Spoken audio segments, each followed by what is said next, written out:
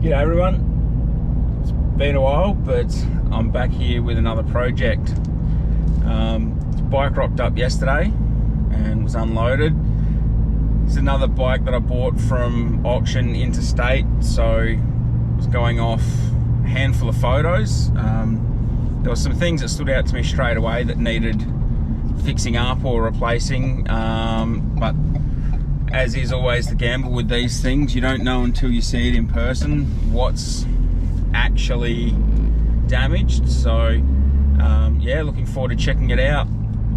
I won this thing 2 and a bit weeks ago. In the meantime, I have chased down a few of the parts that definitely needed replacing, so got a lot of the stuff ready to go. So this build probably won't take too long or require too much a turnaround. I don't want to change too much on it. It's not exactly my style of bike, but I think it'll appeal to a lot of people. Also, being the crafty individual that I am, in the last couple of weeks I managed to track down the previous owner and found out a bit about the bike. There's a lot of stuff that I've been told that, looking just at the bike as it sits, you definitely wouldn't pick up on. Yeah, so if what he's telling me is all true, I'm definitely glad I grabbed this one. It's sounding like it's got a fair bit of fruit added, so some of that stuff I guess won't know unless I tear it down or can track down a build sheet and some dyno sheets to verify some of the power claims, but I might have to throw a little bit of a bore scope inside. We'll have a look at if I can see anything in there that stands out too. Yeah, nearly there now, so we'll park up and get the bike out and start having a good look at it. Check out what I've got to do to get this one back out and going again. So we'll check it out in a sec. Alright, so here it is. This is a 2014 Streetbob Special. The mag wheels, the custom paint, which has seen better days. It's a pretty nice bike with, you can definitely see a bit of the fruit that it's got on it. But there's a few more surprises which I'll get to in a minute. So as far as the damage goes, it's hit on both sides. So this tank is either going to need some love or replacing. Run through, I guess we'll start from the top down. The levers and grips on both sides are shagged. This cover is all cracked and broken. I guess when it laid over, the fluid will run out because there's zero brake pedal feel at all. Yeah, so we'll have to do something about that. This bar, you can see big gap there. The bar is actually tweaked as well, which is a shame because these are pretty big, beefy, burly bars. We'll go down a bit further. There's obviously something missing there. So the air cleaner is snapped off. Luckily, it snapped all the backing plate and a little bit more, just for good measure. It did have one of those 90-degree filters on it. I've seen photos of it, talking with the guy who used to own it before he had the accident. It was pretty nice looking. So we've got some dings in the pipe and scraping down there too. So the pipe cover is definitely hammered. Now some models came with this, some didn't. There's a cover that goes over the ABS module. That's not there. The peg's ground down. The top of that nut has ground down, but luckily it hasn't damaged any of the suspension. So this peg definitely saved the day a bit there. Going through it, that looks like it's pretty much all on this side. Obviously the forward controls as well, they're totally shagged, so snapped off at the mount there. I will need to replace all of that. Now, as is standard, I will be taking the fork tubes out to check them. If there's any sign whatsoever that they are not straight, they'll be replaced. On this side, the peg's gone. The controls and everything look alright, apart from this shift lever, which is pretty bent. I've already managed to purchase a whole new Ford control setup, so I don't have to do too much there, just swap them over. Derby cover's all scratched up. There is a few scratches on this outer primary cover, which I'll have a look at. It might just be a case of needing to give it a little bit of a touch up. Hopefully it doesn't need replacing, but I'll have a good look at that once I get it back on the stand. Got a little scuff on this peg. This side got off a lot lighter than the other side, but again, that peg saved the suspension. And that's pretty much it. It didn't come away too badly. So yeah, I've already got, I was unsure about the tank's condition from the photos, so I ordered a new tank and I've already got that. But I'll speak to the guys at the crash shop and see what they can do with this. If it's too much work for them to save it, I'll just swap everything onto the new one. I'm going to paint all the tins. I might even paint fuse and battery cover. So we're going to lose those lovely stickers on there. So yeah, I start going through it. He's done a tail tidy on it. I'm going to have to put indicators on it to get it through inspection over here, because it's going to need a roadworthy. That isn't, the indicators on these aren't far enough out, so I'll have to take off the pillion backrest mounts and just throw the standard indicators on there to get it through and see what happens afterwards. It's got progressives. Look, there's Willie G stuff on everything.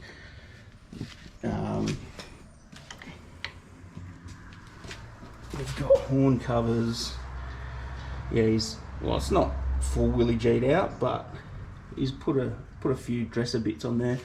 Axle covers, although this one's copped it, so that one might be gone in the bin.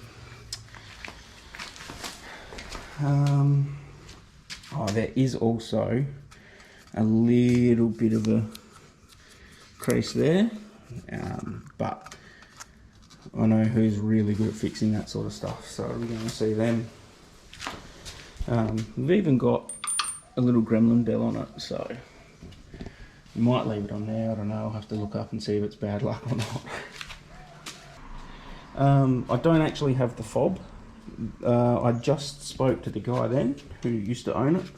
He's got the fobs, so I've worked out a bit of a deal with him. He's going to send me over the fob. It's obviously no good to him. Hopefully he throws in the race tuner as well that it's got.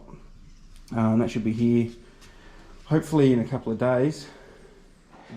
Righto, first things first, I'm going to start by taking off, replacing all these broken mounts down the bottom here. Just from purely a moving around perspective, if I've got to take it off the stand and put it somewhere else, this stuff's been dragging on the ground. Yeah, I'm not too worried about it, but it's just annoying, so I will take off that, replace it on both sides, and then we'll go from there.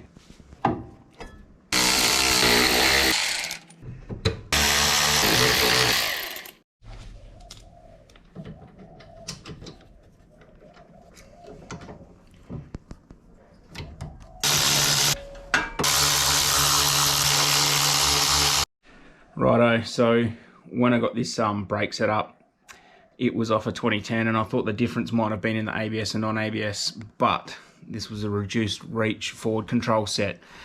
What I didn't realise is that through here, it's got different bends to this one. So yeah, the one that came off it, I just tried to use it without the reduced reach, and obviously nothing lined up. So put the reduced reach on, and happy days.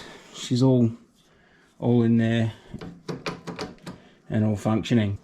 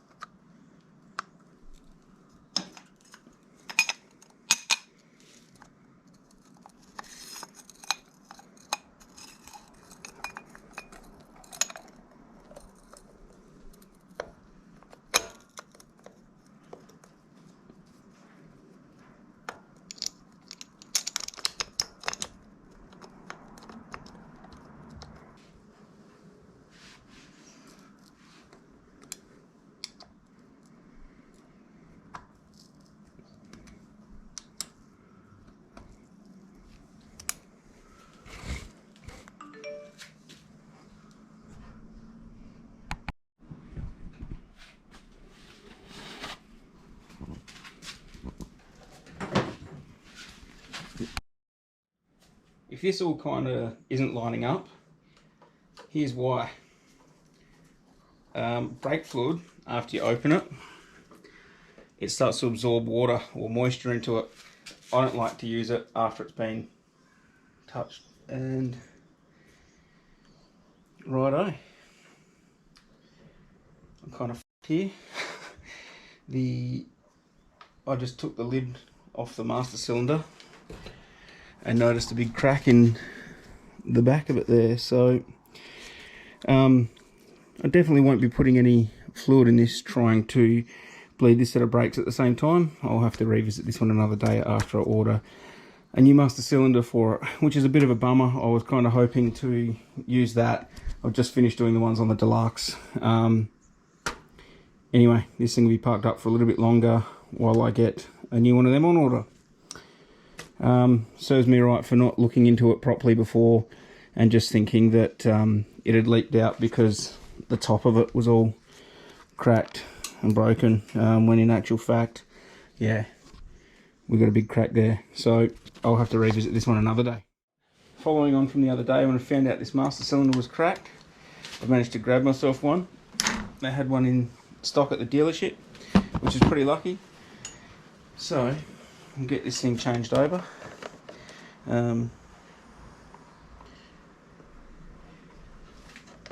It's always nice not to leak brake fluid. I don't know if there's actually any in here, but we'll try and catch it if there is. It's looking pretty dry in there.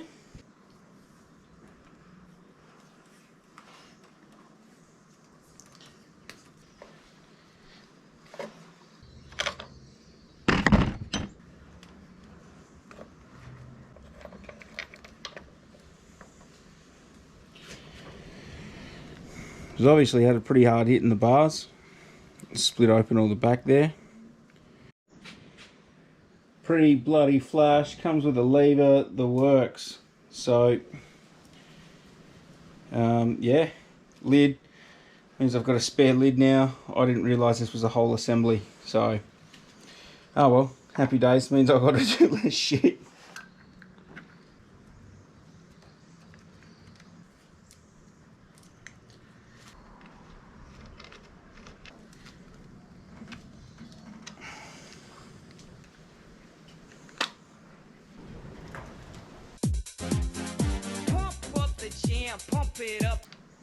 I think that's actually pretty good.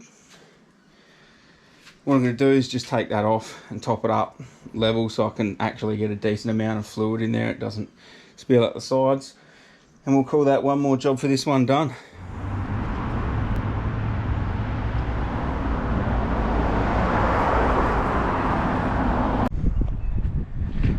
Right, so we've been down to HD Cycles. Managed to get a fob coated for this. While I was down there, I was stuffing around and managed to actually work out the pin number. So I could have had this thing started months ago, but it's neither here nor there. I was finishing the deluxe, so I didn't really have time to work on something else anyway. But yeah, we've got this thing all ready to go. I pulled the plugs on it, cranked it over for about a minute, get a bit of oil pressure up and going. It hasn't been run in a few months, and although the fuel might be a little bit stale, I reckon it's time to kick it in the guts and see what this thing sounds like.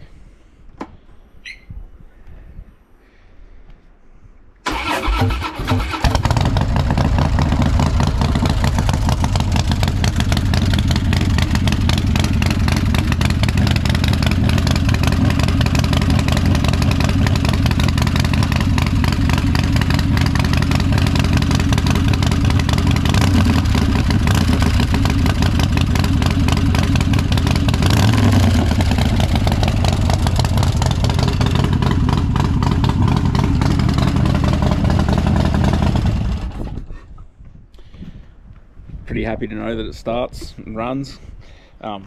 She sounds like she's had a bit of engine work done, so I wouldn't mind knowing more about what's done to it. I did get in contact with a guy who I bought this from, or the guy, the previous owner, and he told me he told me some stories about what it's had done, and I say stories because he said it owes him 100 grand and made 170 horsepower, and you know, on a 110, and even if it's got internals and headwork and stuff, it's missing a big spoolie thing there shaped like a snail that would be indicative of making 170 horsepower. So no, it could be wrong. The only way I'm going to sort of verify it is a teardown. I'm not going to worry about that. I will probably put a bore scope in it so I can see if it's got float heads. And apart from that, we'll just chuck it on the dyno and see what sort of power it makes, and yeah, go with that. Won't be able to confirm it, but for now we'll get these tins off, take the battery covers as well, and we'll go see the boys at Artini Crash, and yeah, get some work happening on this.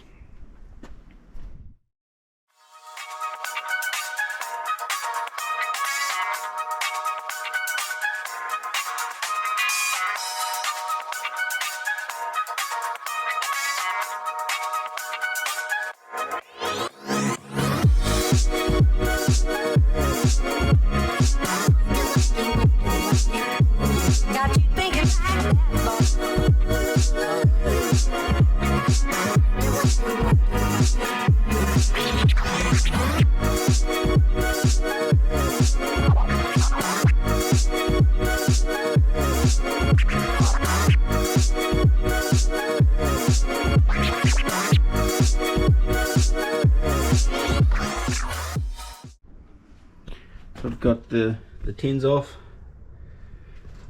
I'm going to do the battery and fuse cover as well. So yeah, it's all inside there, it's all cleaned out of electrics and stuff. There's still plenty of rubber, but this is all ready to go down for some panel work and paint. I really wanted to be able to confirm what I'd been told about this motor's power, but without pulling it down, I really couldn't do it.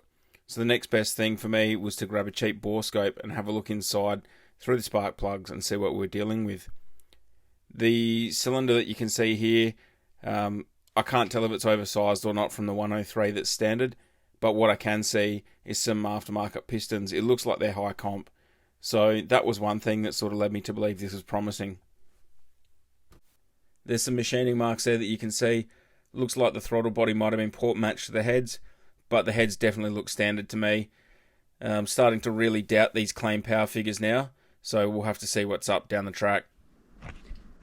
Well, tins are back from paint. You might just be looking at them going, oh yeah, black tins, standard. But these have a little something extra, so we'll fit them on the bike and throw it out in the sun, and you might be able to see something special.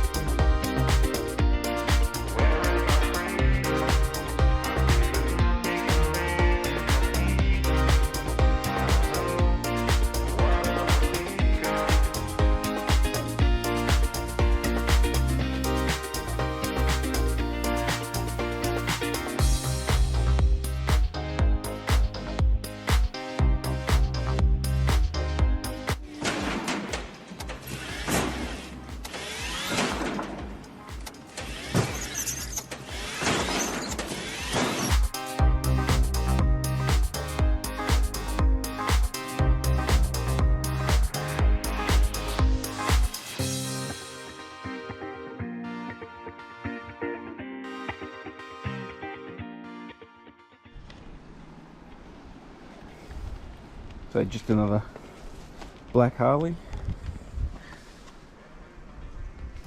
You can sort of pick it up there. I don't know how well the camera's picking it up. It might be a little bit of nostalgia for some of the Australian viewers, but VS Commodore HSV Panther Mica is the paint on this one. So it's like this real subtle green in the sun. Looks so good. I don't think the camera's doing it any justice. I thought I'd do both the covers as well, seeing as it's such a subtle thing. Really finishes it off. Yeah, that looks unreal. Boys at Artini, as always, happy to entertain my I guess ideas, concepts, desires, and smashed it out of the park yet again. Decal that I made at home on the cricket machine, so it is raised up, and I actually kind of like that with the texture on there. But yeah, stoked with it. Alright everyone, I'm going to stop this video here. I was planning to try and get it all done in one video, but it's taken a little bit longer than I would have thought, so I'll stop this here. There will be a part 2 coming. I've already partway edited the next one, so it shouldn't be too far off screens. Yeah, come back next time and we'll get the rest of the bike back together. Try and solve the mystery of the 170 claimed horsepower twin cam Dyna. And yeah, we'll see you on the next one. Alright, cheers guys.